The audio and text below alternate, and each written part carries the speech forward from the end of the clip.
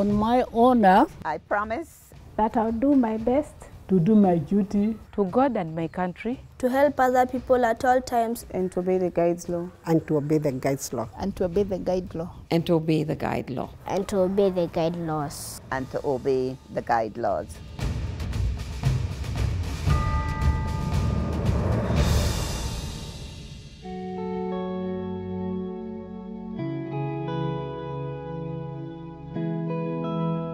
When Robert Stevenson Smythe Baden-Powell was a young boy, he spent as much time as he could outdoors. He loved nature and decided that he must have a career in the open air. So, he joined the British Army when he left school. He went first to India, where he excelled, so when trouble arose in South Africa, he was sent there. After a while, he was serving in a small town called Mafeking when it was surrounded and besieged. Baden-Powell noticed that the young boys had nothing to do, so he gave them some responsible jobs, helping the soldiers by carrying messages, acting as sentries, and so on. They performed these jobs so well, and when Mafeking was relieved, Baden-Powell went back to England. There, he wrote a book for the army called Aids to Scouting, but soon noticed that young boys were also reading the book. This made him wonder whether he shouldn't start some kind of movement for boys, so he held an experimental camp in 1908 at Brownsea Island off the southern coast of England. He took a mixed group of 22 boys to the camp and taught them many outdoor skills. It was so successful that BP decided to form the Boy Scout movement.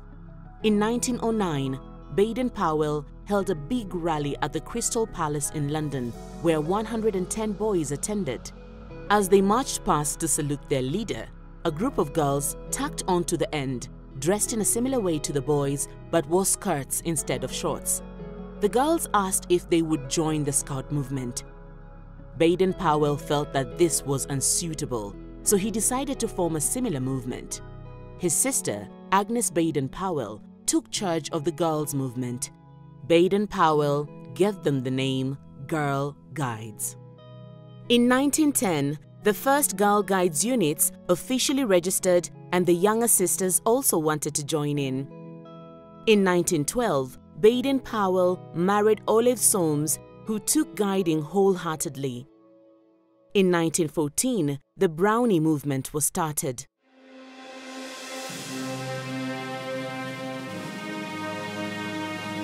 Guiding began in Kenya in 1920, when the first guide company held its meeting in the grounds of Government House in Nairobi.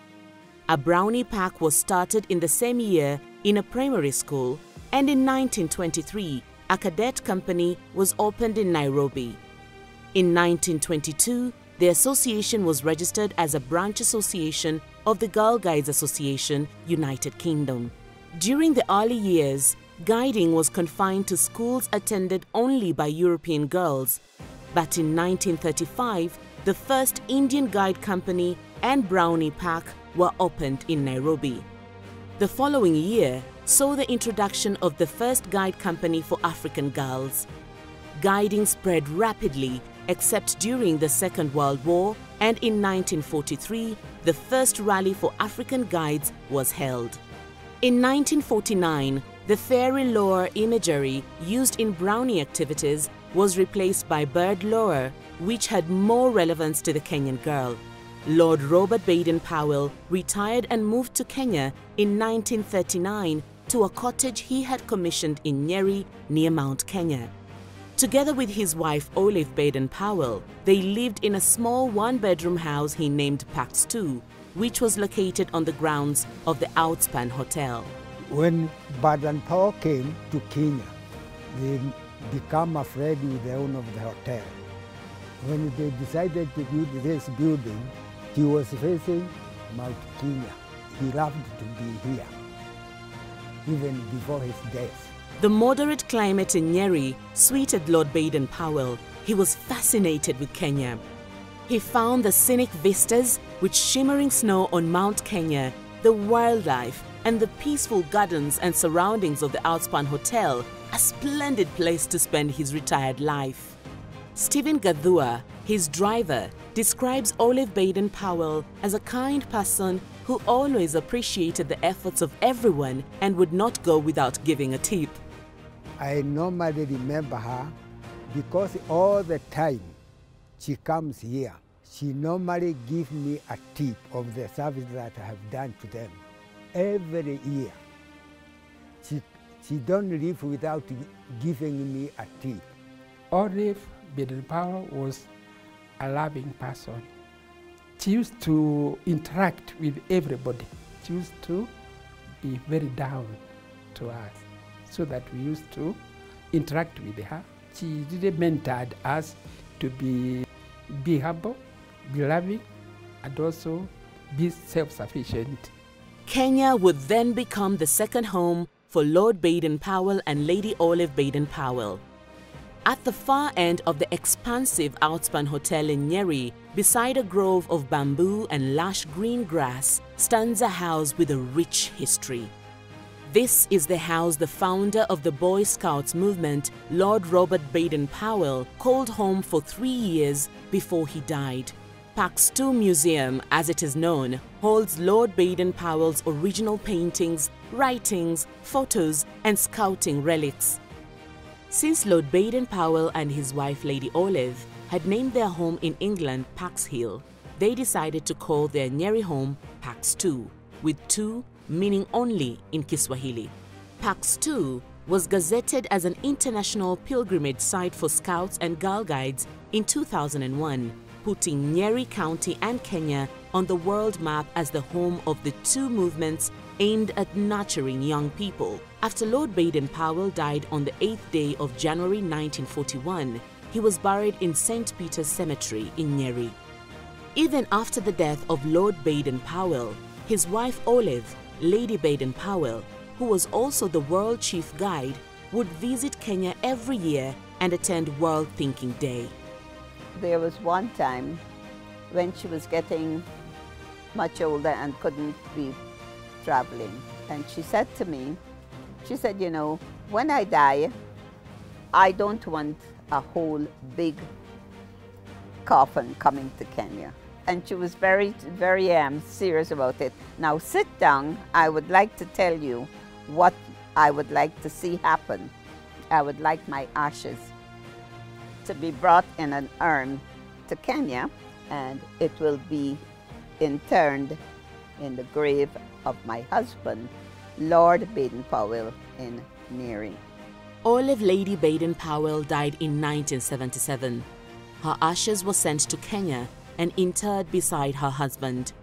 She died, and as it would happen, it was quite a ceremony. At the airport, they came together with her 2 daughters.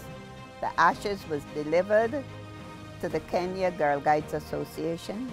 The ashes was put into the All Saints Cathedral while we made the necessary arrangements for the internment. All the flags of all the countries that have guidings around the world, they were at the cathedral.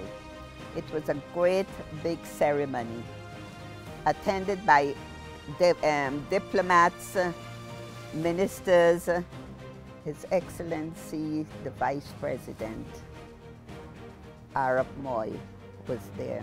And all countries were represented. Every country where you had scouting and guiding, they were all represented there. It was a fantastic ceremony and very moving. In a good procession of diplomats and presidents and whoever was there, they all drove to Nyeri, and we had a grand ceremony interring the ashes of Lady Baden-Powell. That was an end to that era. Lord died when I was too young. Even I never knew what is death. But in 1977, this touched me through her humbleness and everything that we did together. I was touched. That was after June 25th, because she died on June 25th in 1977. And during that time, and August, because the burial was sometime in August, we had to prepare. We had to go back to our memories, remember what she did. There was no eulogy. What we had is only you talk of what you know. But during the burial, I prepared the grave. They brought the ashes here in a casket. We had a lunch together here in our outspan. Then we went to the burial, which took a very few minutes. We didn't stay for long. Soon we had the casket, we put it in the grave. Then we just cemented on top. Then we put the soil. Then we cemented on top. And what we did, the man is down and the wife is up. Kenya later declared the grave a national monument, where Scouters consider the grave one of the most revered shrines and pilgrimage sites in the world.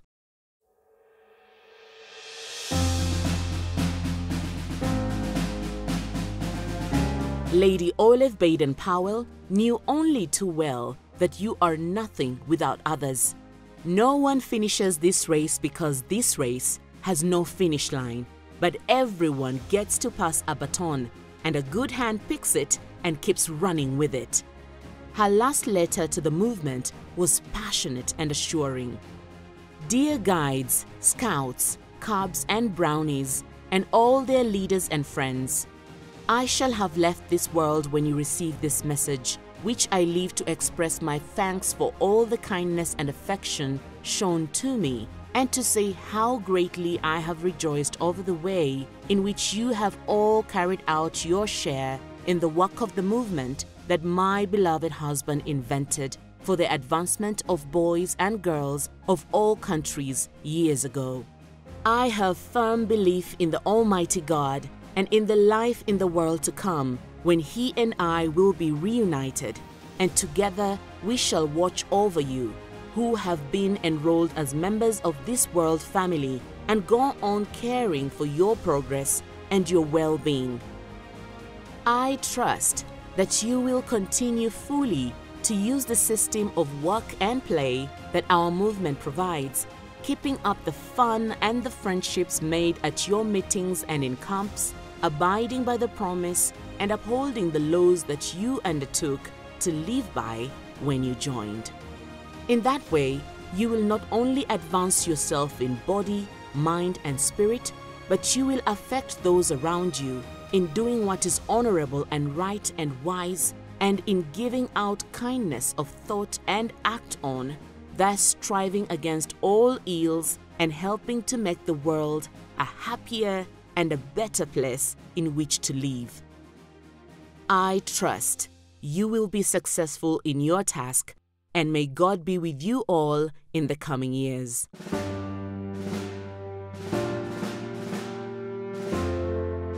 Mrs. Evan Mooley became the first African to be the Chief Commissioner in 1967 after receiving the mantle from Mrs. Standish King.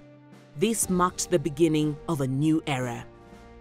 When I came to Kenya and I looked around, there was this Chief Commissioner then, Mrs. Standish King. She was very aggressive. She went to great lengths to recruit people, and wherever she was, she would talk about guiding.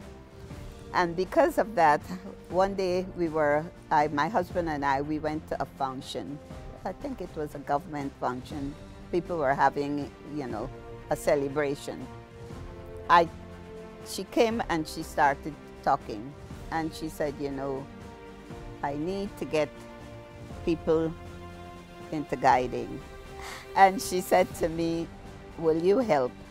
And I said, yes, I will help. The sacrifice, the passion, the selfless giving was a hallmark of guiding in those early years. These were women who had great passion and human beings who cared for one another. Guiding has made me into the person that I am. And it has given me a heart that I cannot see somebody suffering and not help them. And this is what we want to get achieved from guiding. The Girl Guide, you have a community which have the same values. the spirit of promise and the spirit of guides laws. A girl guide is not wastive.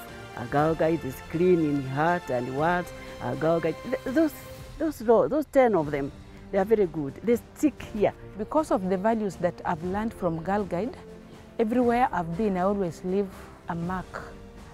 Like currently, where I'm teaching at Utange Primary, I started exploring on what I could do to assist these learners who have done well in KCP and are not able to proceed with their secondary school.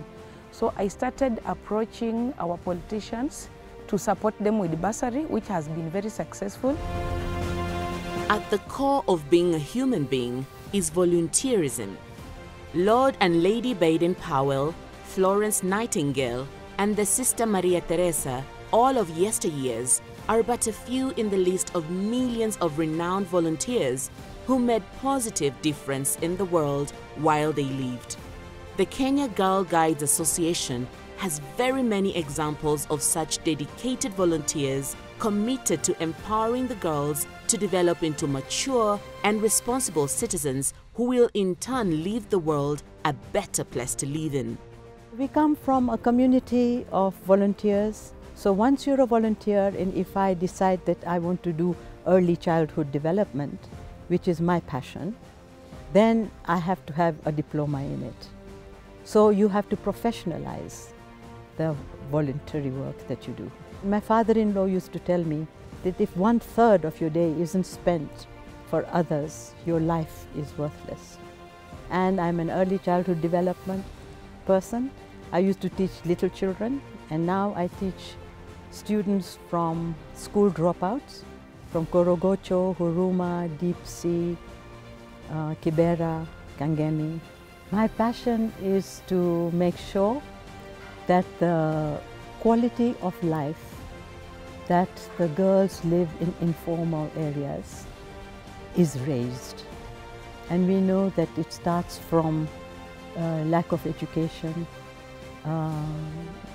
marginalized because you're poor, marginalized because you're a woman, marginalized because you come from an informal sector, and marginalized because all of the girls that we come across are single parent families. Through the Girl Guide movement, I learned fairness, impartiality, being a very straightforward person all along, and all the virtues of Girl Guide. And those virtues of Girl Guiding have helped me in my journey to where I have been. And that's why today you still find me with my Girl Guide uniform, because I believe in guiding. In the Girl Guide, we are really one. There is no distinction of religion, no distinction of class. We are all there, together. Once a guide, always a guide, because you live by the promise and the law that you have taken as a Girl Guide. It shapes your life. It did shape my life. There are some things you just cannot do because you say, oh my, but I've taken the promise and the law of Girl Guiding. I cannot do this. We have structured membership. The hierarchy allows people to grow, and you become a leader, and you become a teacher also.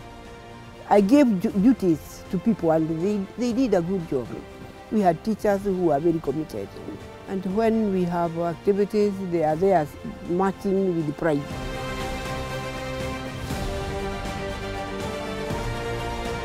The journey has been tremendous, and here are some post-independence highlights.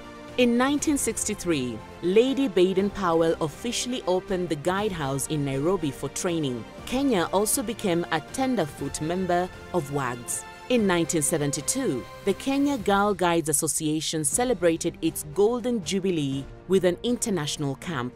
Kenya Girl Guides Association attained full membership of WAGS in 1975 when the Africa Region Committee was also established. In 1985, Kenya attained 10 years as a full member of WAGS. Kenya Girl Guides participated in the International Year of the Youth and UN Decade for Women Conference and NGO Forum held in Nairobi, Kenya. The 26th WAGS World Conference was held at Egerton University College in Njoro in 1987, and this was the first world conference ever held on African soil. In 1991, the Kenya Girl Guides Association hosted the Euro-Africa Seminar. In 1992, the 70th anniversary celebration of the Kenya Girl Guides Association was graced by the presence of Lady Patience Baden-Powell, granddaughter-in-law of the late Lord Robert Baden-Powell, and officially opened the Transitional Workshop for Disabled Girls in Shanzu, Mombasa. In 1997, the association celebrated 75 years of guiding and the renovation of its headquarters, highlighted by a visit to Kenya by Her Royal Highness Princess Benedicte of Denmark, the chief guest during the event and the patron of the Olive Baden-Powell Society.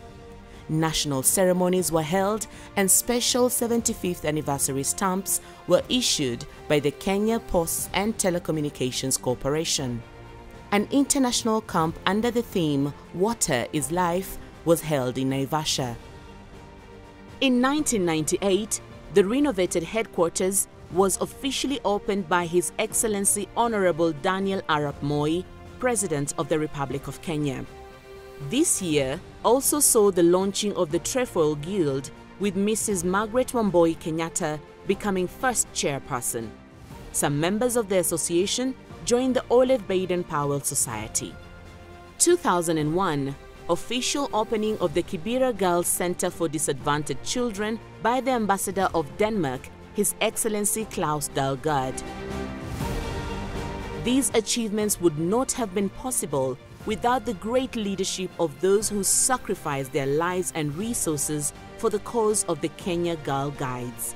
The patrons have played a key role in the leadership of the Kenya Girl Guides Association. Their contribution has been invaluable.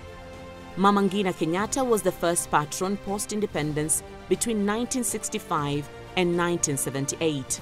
Lady Justice Joyce Alwatch took over between 2000 and 2006. Mama Lucy Kibaki became the patron in 2006 until 2013. Her Excellency the First Lady Margaret Kenyatta has been the patron since 2013. Under her patronage, Kgga continues to implement girl-focused programs and has integrated the SDGs in its operations to contribute to sustainable development in Kenya. The Kenya Girl Guide says asante for their tremendous contribution and support.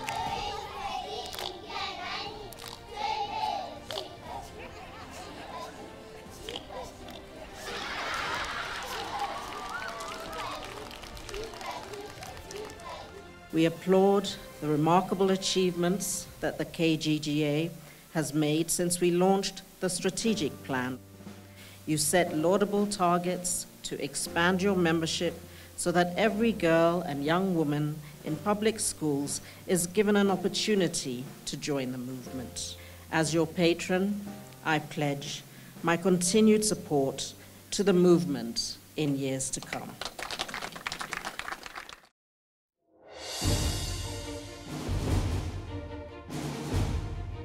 Leadership in itself carries the capacity and the will to rally others to a common purpose and having a character that inspires confidence. This has been the story of these women.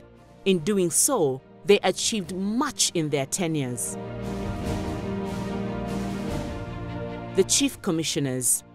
1963 to 1967, Mrs. Standish King. 1967 to 1970, Mrs. Yvonne Muli. 1970 to 1984, Mrs. Isabella Obel. 1984 to 1987, Mrs. Mary Kiptanui. 1987 to 1990, Dr. Mary Himulu. 1990 to 2000, Mrs. Honorine Kiplagat. 2000 to 2006, Mrs. Margaret Mwaniki. 2006 to 2010, Mrs. Wamoyo Mahinda. 2010 to 2013, Mrs. Juliana Mulandi. 2013 to 2019, Mrs. Jennifer Karina. 2019 to the present time, Professor Faith Nguru.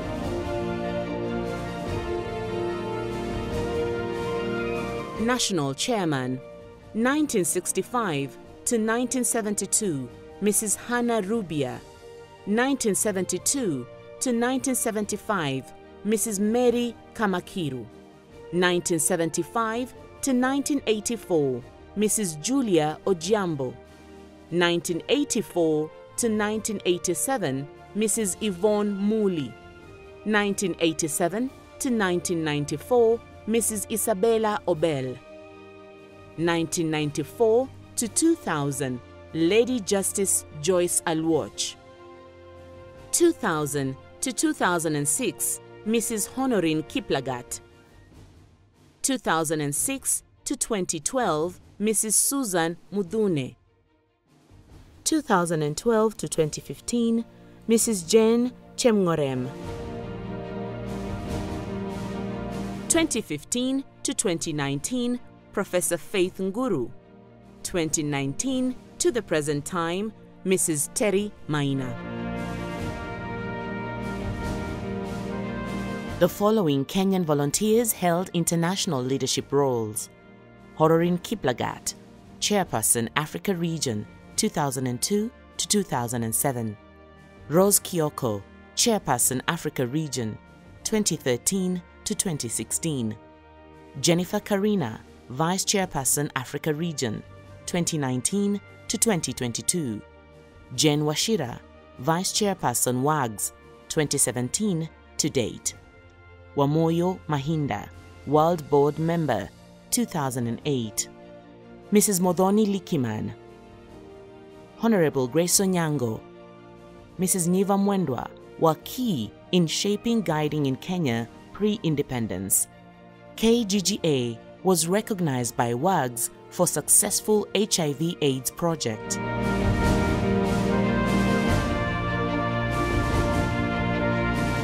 My roles as the Kenya Girl Guides, or as a Girl Guide leader to the youth, has been first of all practical life. I also campaigned to have the UNESCO regional office be based in Kenya. It's still here, the East Africa UNESCO desk. First of all, we must say in 1987 we hosted the World Conference, 26th World Conference of the Girl Guides. It was held here and we were in the leadership when it was at Egerton, and it was a big success. We also put this headquarters, we did a lot of innovations. 2013, I was elected as the Chief Commissioner of the Kenya Girl Guides movement. I knew there was a task that was ahead of me, but I had no idea that that was a real humongous task. Once an organization has served really for close to 100 years, then this is how we do things. People are a bit rigid to the change.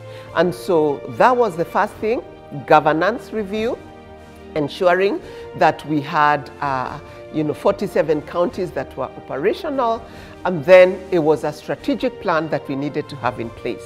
I think one of the most exciting experiences for me in terms of service was ever going to the schools and being able to connect with girls. I mean, that's when you know what guiding is all about.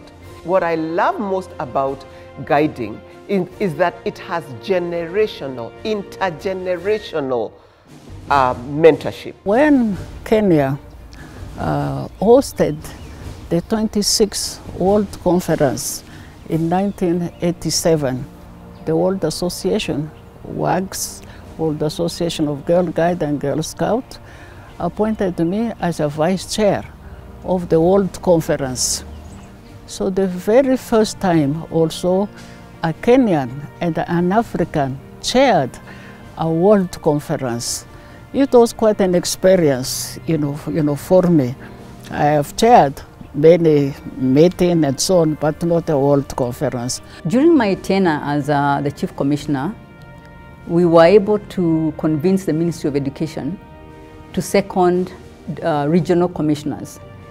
paid by the government. Professor Saitoti was very understanding, and he wanted to be part of the success that the guiding brings to those regions.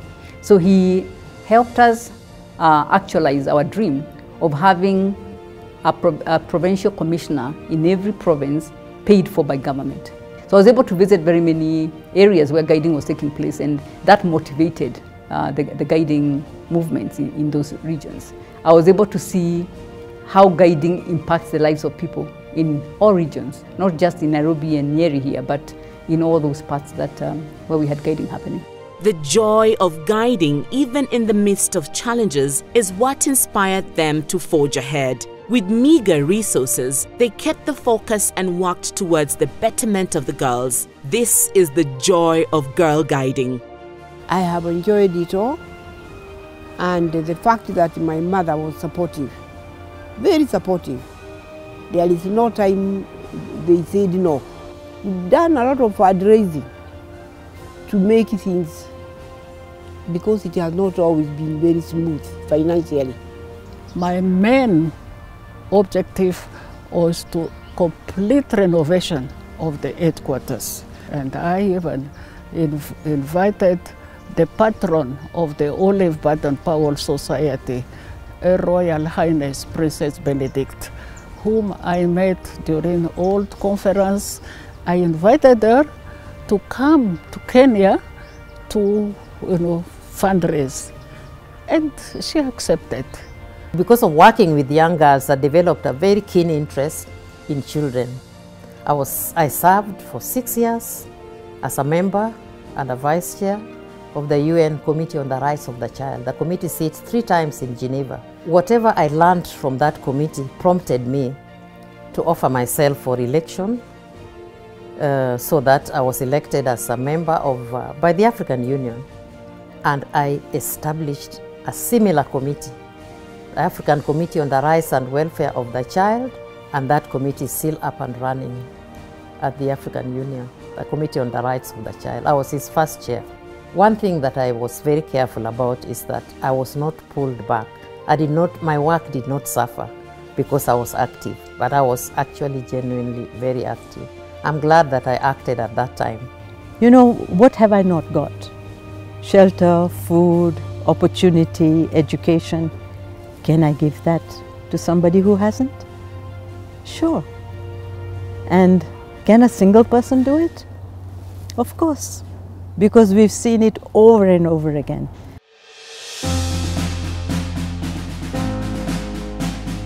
At the heart of guiding is girl empowerment. Over the years, Kgga has been at the heart of changing lives. It's not just about standing out, but also about making an indelible mark in the hearts of girls and young women by impacting their lives. Priscilla Kgga, the current National Executive Officer, enumerates the values and what excites them about the programs and other activities offered by Kgga. There are very many interesting things about guiding, but what excites me is actually the mission. The founders had foreseen that young people do have challenges as they are growing up. So when they created the movement, the intention was that they would build character. As the child grows, the program also advances. It excites me every day when I see girls coming here and I see they have a whole life ahead of them, and I feel it's like my responsibility to ensure that they don't make the mistakes I made. To this end, we have partnered with various organizations to deliver these programs. We have reached over 800,000 girls and young women, imparting them with skills that empower them to optimize on their potential and make a difference to their societies. The Shanzu Center, Hawkers Market and the Kibera Girls Center have been at the heart of making this difference.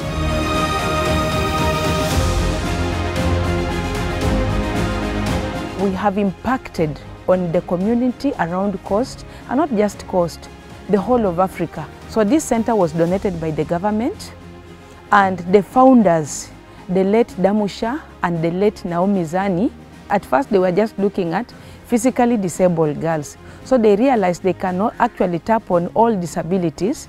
So they started bringing in those with hearing impairment. They also brought in those with intellectually impaired. And right now we have integrated them and they are doing well.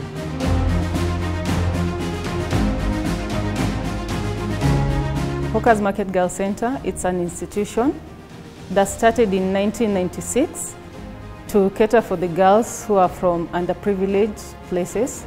These are from the slums of Mathare, Korogocho, Huruma, and its environs.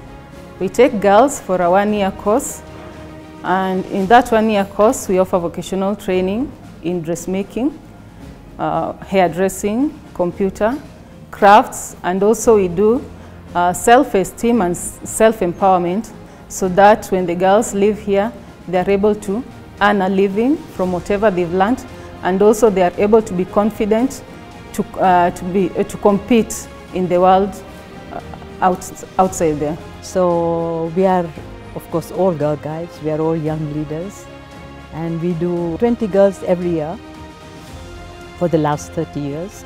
So they come to the center, these young leaders, they embrace the law, the promise, and I do my best. And that's all we want from them, to do their best.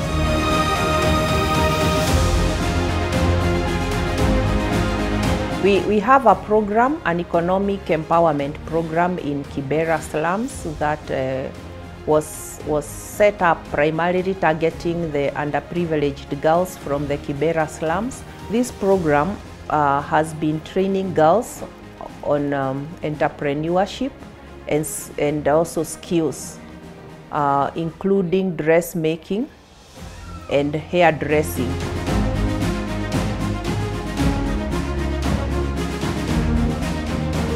In an effort to raise girls and young women who are beacons of integrity, nurturing and championing social values, training plays a key role and is core in the development journey.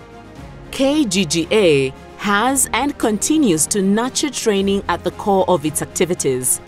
The passion-driven trainers went ahead with sheer determination, made great sacrifices that contributed greatly to the success of the girls and young women who have made an impact in their spheres of influence. They share their successes. A trainer is a driver in guiding, a very important job, because you train all the people. I'm proud to tell you that through this work of Girl Guide, many of our guide leaders have become women who matter in this country. My time during executive, guiding became stronger and admired. Even in other countries, we had friends coming to see, and we would be invited even to other countries to go and give sessions. During my time here, areas got campsites, local associations for girls, because if you want to enjoy guiding, you go to camp. So there were campsites, one in Mombasa, Shansu, Kimalil campsite, Shivkorio, and Eldoret. We just used to come and share our skills and knowledge, and the fact that the girls learned something, that was gratitude enough. And the fact that, you know, they recognized that what we did for them was good. Because after all, we want women to be empowered. We want women to be able to do things for themselves and for their family and for their neighborhood and their community. And you know, it's all, every day you learn something. So if someone else knows something and you don't know, you can learn from them. The current day trainers, guide leaders and guides also share their journey of passion, sacrifice, challenges and successes. When we were teaching about drugs and alcohol abuse, there were some girls who were coming from backgrounds where their parents are also selling liquor to provide for them. After educating them and then making them also the peer educators for others, they had to do it in their families. So one of them made her mother to stop selling pombe, and she started selling sukuma wiki instead. Imagine if she would have gone through that kind of life until she became an adult or an adolescent. Maybe men would have misused her, because in the evening after work, after classes, she would go assist her mother to sell the alcohol. I've experienced a lot of transformative experiences under Kgga Girl Guides, and this is through mentorship.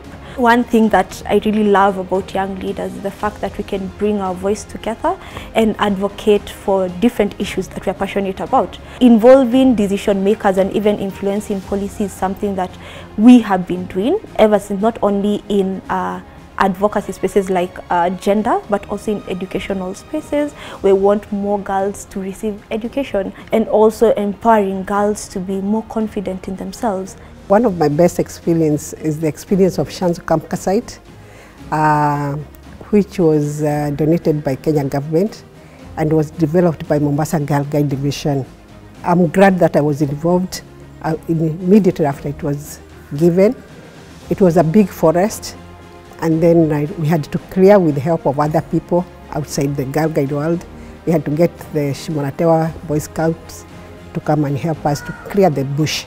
A lot went on, and then in 1989 we held a camp where more than 8 countries attended. We are enhancing, helping these girls also to be ambassadors of our social values, to retain their dignity as ladies. They are going to be mothers. So we also teach them about those values that they require in their life. Our girls, our pride. Girl guiding is about girls creating a better future. The rainbows, brownies, girl guides, rangers, and young leaders are the core and joy of guiding. They are the now and the future. I have learned several values in guiding. For example, loving. A guide is a sister and a friend to all. A guide should always share to everyone, no matter how much she has or who they are. A guide should always say the truth anywhere she is. Trust. A guide should always be trustworthy. I think Girl Guide is something that helps people have courage. It's fantastic, have nice game, drama, dancing. Be happy. When it's not happy, it's not guiding. Girl guiding helps me to be trustworthy, helping others, being useful, also obedient, and also my self-esteem is high. I joined Girl Guiding in Form 1. I saw it was really fun, what the games and activities they were doing. I saw how confident the girls were. I saw how they were really responsible. They involved themselves in spirituality. They really knew God, and I really wanted that part in my life a lot. They embody the future and aspirations of a better Kenya. A Kenya devoid of corruption and poor leadership. An integral Kenya full of hope, and one that upholds great values.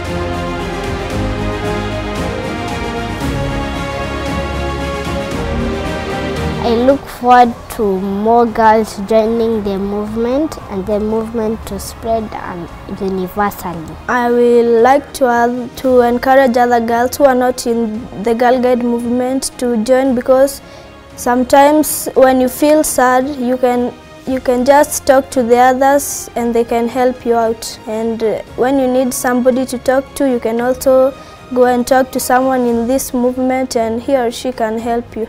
I think it is very important for a girl to be able to pursue this, because it will be able to help you in your everyday. And the values you will learn will help you to move on in your life. You'll be able to learn you're not alone in every step of the way, and that there is always someone who will be there to hold your hand and move forward with you. And you'll be able to create a better world for yourself and a fellow guide like you. And I inspire all of you to join the Girl Guiding. Join me, join us as we move together to create a better world for a fellow girl like you.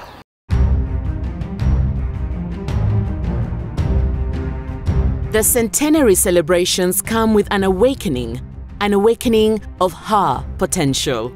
Empowering the girl and getting her potential out is actually an advantage to society, because that part of the society, which is the female part, is now being raised to a level that it contributes to the community, and they contribute in a very positive manner.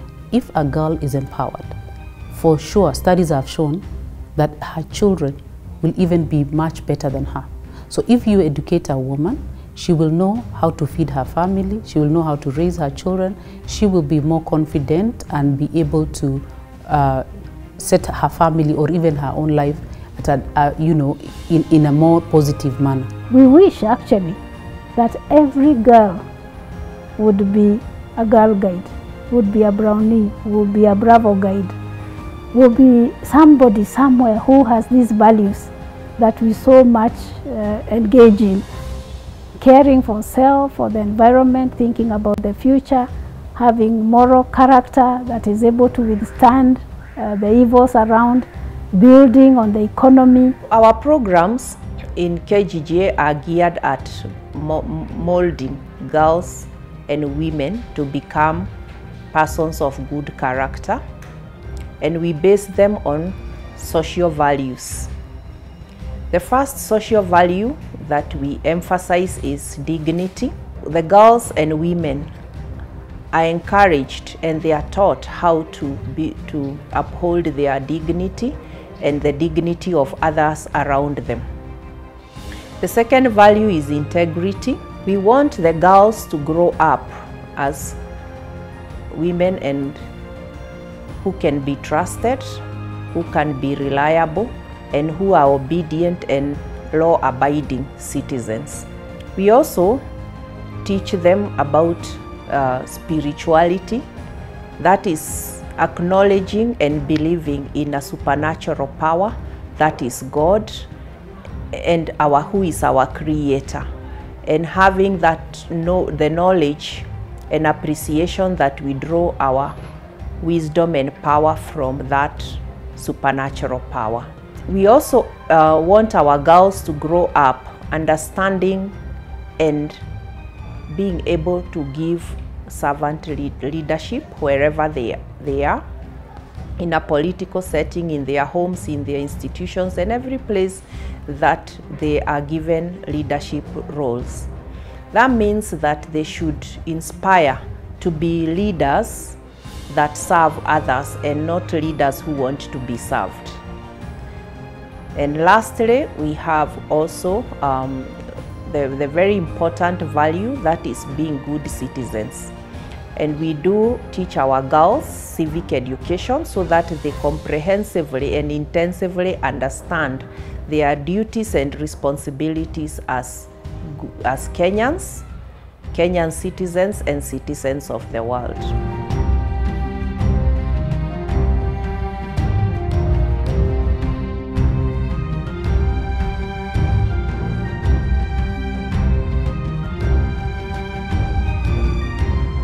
Awakening her, the future leader.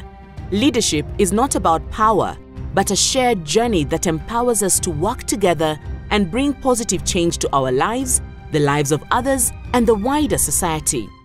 Our guiding programs includes leadership programs, and one of them is I Lead for Her World.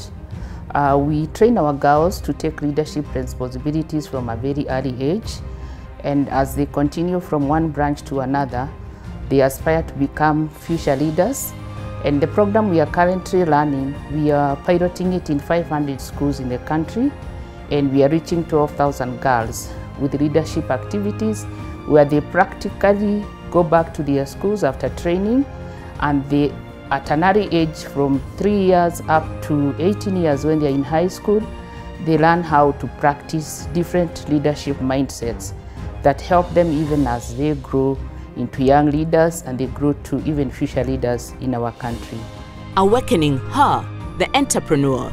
As we celebrate 100 years of girl empowerment, our aspirations is to broaden our partnerships with like-minded institutions and individuals to awaken the entrepreneurship potential of young women and girls across the country and establish a center of excellence at Kgga headquarters and in at least 6 other regions of Kenya within the next 5 years, targeting 5,000 girls and young women.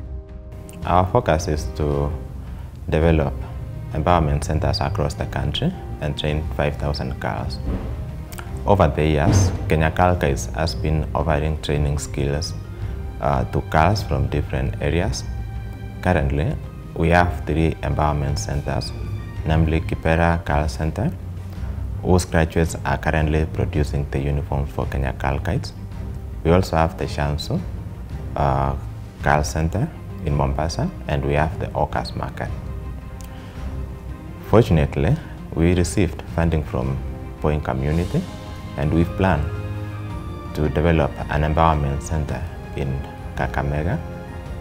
The empowerment center will be having a component of ICT, camping, training, and library. This is a center where girls will be going to train and gain skills which will help them in gaining employment and empowering themselves. During the World Thinking Day last year, the Cabinet Secretary for ICT, Youth and Innovation, they pledged to support Kgga in developing an empowerment center in Kgga for the girls who are in Nairobi but they are unfortunate to find the gadgets or the internet where they can work or even trying to gain the skills. This will go a long way in assisting Kgga in its focus to roll the empowerment centers in the country. The commissioner mentioned that you have a space here, a container where you can maybe get some equipment and infrastructure that can provide, again, an opportunity to have a digital center where the young people can come and work, so that by reaching the 100 years, we ensure that the Kgga is fully digital. Awakening Her, the Green Ambassador. As we celebrate 100 years of existence, it's fitting that we go back to where our story began, with Watu wa Miti, tree people. Our target is to plant 1 million trees through One Girl, One Tree campaign and build capacity of all Kgga members across the country on environmental conservation. We embarked on a countrywide tree planting exercise where we focus on planting 1 million trees. So far we have done a bit of the counties in the Rift Valley because of the rains that we experienced there. We are looking forward at planting when the short rains come back in the month of March, so that we can continue with the process that we had already started. Along with that, we are also working with UNEP on Plastic Titanus Challenge that focuses on cleaning public open spaces and clearing plastic in our communities and society. Awakening Her, the peacemaker. Girls and women of Kenya will stand together to speak against all forms of violence, harmful practices, and promote peaceful coexistence, create safe spaces that champion equality and promote peace among the Kenyan communities. We have, in the last 1 year, trained over 50 peace ambassadors. These peace ambassadors have been selected from the 47 counties of this nation, and especially during this time of the general elections, when we can easily be divided by things that are not peace promoting. These peace ambassadors will be going around championing peace. They'll be promoting peace as a better alternative to the population, and they'll be helping the community around there, the communities where they come from, to spread the message that peace is more important even during an election year. Awakening Her, the life giver.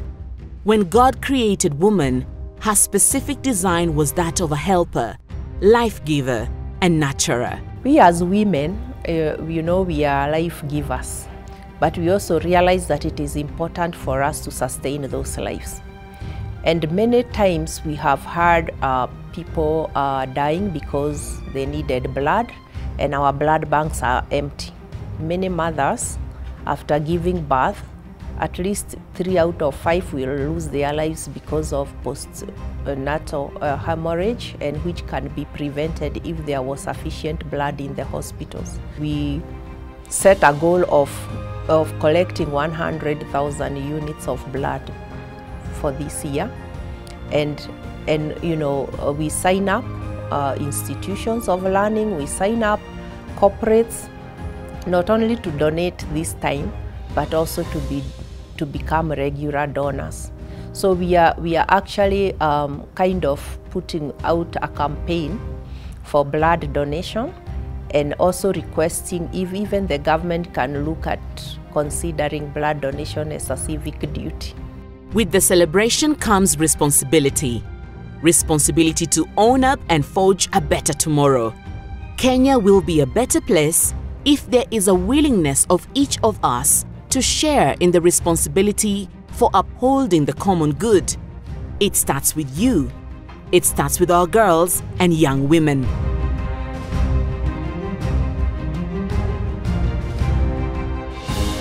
I applaud all you girls for your determination and courage to stand out as role models, to be a source of motivation for your peers. Your hard work, strong dedication, courage deserves our praise. This makes me optimistic about the future for our girls. I want to encourage all the girls, let them be girl guide, even when they are out of the school or wherever they are employed or wherever they are being married. They remain a girl guide. If you want a platform where you can learn by doing it, if you want to join a movement which is joyful, which can sing and dance and learn at the same time, and you know that you are a part of 10 million Girl Guides all over the world, I suggest that you join the movement so that you can acquire leadership skills. Those values will remain with you because they have come from joy and happiness. Once you choose what it is that you want to become, do find yourself a mentor. And that is what you find at Girl Guides, the intergenerational mentorship. You cannot go far without a mentor. You need a spiritual mentor, a career mentor, you need a life mentor, a marriage mentor, you need a leadership mentor, you need a mentor. But most importantly, remember that Girl Guides keep good friends. And what is important is to keep good company. I want girls to have self-confidence that they can do anything that a man can do. There is that soft part of it, we call them the soft qualities in life. They are there in us, we can't deny. Build them, use them, but don't sit down to be told by the men or by the young men what you can do. You can do anything. Don't reduce yourself to talking simple things. Show you are capable to be at par with anybody. And my advice to any girl is that don't get derailed by peers. And then we are there as mentors and friends to ensure that you meet or you get to your goal. If you want to get married, it's fine. Nobody stops you from getting married. Nobody stops you from having children. Nobody stops you from the things that girls do. But you can do all those things and still make it in life. I got married early, and I have 3 children. I'm still married, and I'm still productive in society as a leader, as a woman leader. In life, there's a responsibility first to yourself. You have to look after yourself. You have to make sure there is that stringent rule in you. Do unto others as you would do to yourself. I would like to say that girls are powerful.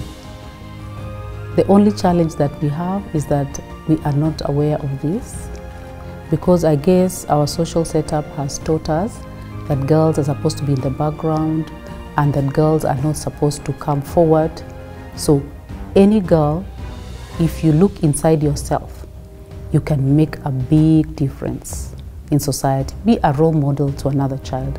Be helpful. Start a cause like to clean the environment. Start a, engage. Be a champion of social justice and get other girls to make a difference. Even boys, we can influence those boys as well. Go through the training, get exposure in travel, in camping.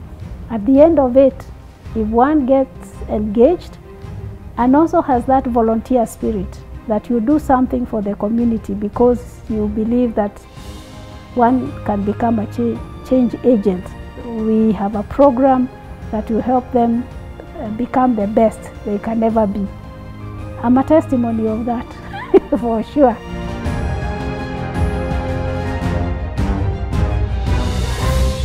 This has been an incredible journey of walking with like-minded partners and sisters. Of special attention is the World Association of Girl Guides and Girl Scout Movement, WAGS, that was founded in 1910. Alice Waweru, who was once the National Executive Officer at Kgga, is a representative at WAGS. WAGS is the umbrella organization that encompasses all the member organizations across the world. I have been in the world body for 16 years. My work in our member organization, that is at the Kenya Girl Guides, was felt or recognized by the world body. And this is how I then moved to the world body as development and relationship manager. Then currently I'm a senior member organization partner in the fundraising team. We thank our key partners that are with us today as we celebrate the Kgga milestones. Our patron, Her Excellency the First Lady Margaret Kenyatta, for her unwavering support to the association and for being an inspiration to the girls and young women.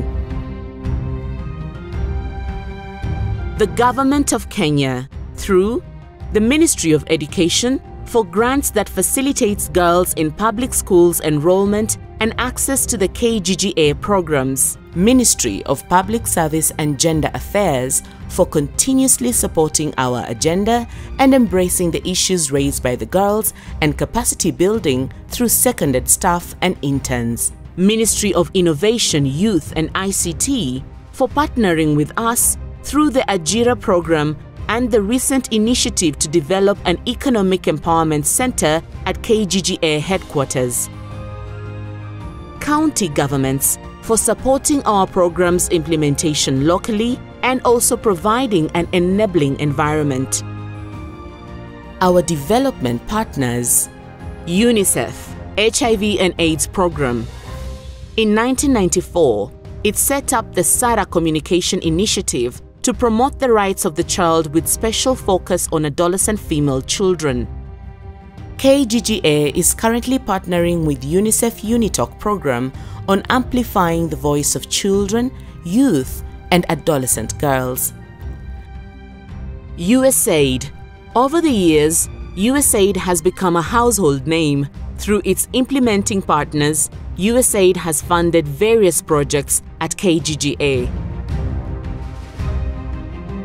Kgga, for providing basic education on prevention of alcohol and drug abuse in the Kgga peace campaigns. Kenya Forest Service, for providing the trees Kgga plants across the nation. To all our partners, asanteni sana. To everyone who made the 100 years possible, we say asante sana. I would like to thank our government. Through the Ministry of Education, we have received assistance. I continue to appeal to our government to support us, because we are doing the work of government in a way, which is social development. We are helping with this non-formal education to build a citizen who loves the country, loves God, wants to serve the community. We usher in a new era, an era of great potential, an era of awakening her potential. For me, 100 years is to celebrate, of course, all this journey of Kgga Girl Guide, and to highlight the gains, not money, but people who have built up, who have molded, who really believe in girl guiding, that integrity. People can trust them. It is a moment of reflection. It is a moment of celebration. If surely we have been doing this for 100 years, when we come to you and we're asking you to actually enroll your child, we're bringing them into something stable, reliable, that is rooted in or grounded in very sane principles. And just also to let them know that we are still going to be here for them for the next 100 years.